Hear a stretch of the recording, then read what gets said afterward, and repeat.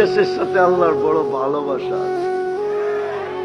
কেননা দুনিয়ায় সর্ব জায়গায় ইসলাম আসার মাঝে কোনো বাধা বিপত্তি ছিল, সংঘাত ছিল। বাংলার জমিনে সংঘাতের মাধ্যমে ইসলাম আসে নাই। এই দেশের মানুষগুলা সাহাবাদের চেহারা দেখছে আর মুসলমান হয়েছে। হ্যাঁ হ্যাঁ, ওই সময় হয়েছে যে সময় আল্লাহ রসুল হিজরত করেন নাই। মক্কায় 4 সাহাবীর নাম দিতেছি, তারিখ তালাশ করে ওলামায়ে কেরাম নিয়েন, কিতাবের নামও বলবো না, আমি তালাশ করে বাহির করছি, আপনারাও তালাশ করে বাহির করেন।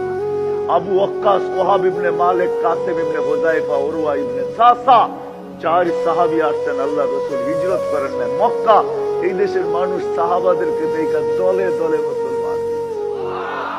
জিজ্ঞাসা করেন না এই দেশের জমিন অশ্রী জমিন না, যেই দেশে ইসলাম সংঘাতের মাধ্যমে আসছে ওই দেশে 10 ভাগের 1 ভাগ দিতে হয়, আমাদের দেশে 10 ভাগের 1 ভাগ দিতে হয় না। ওলামাদেরকে জিজ্ঞাসা করেন আপনি, সাহাবাদের চেহারা দেখে মুসলমান। 2 সাহাবীর কবর এখনো ইতিহাসবিদরা বলে মাটির নিচে।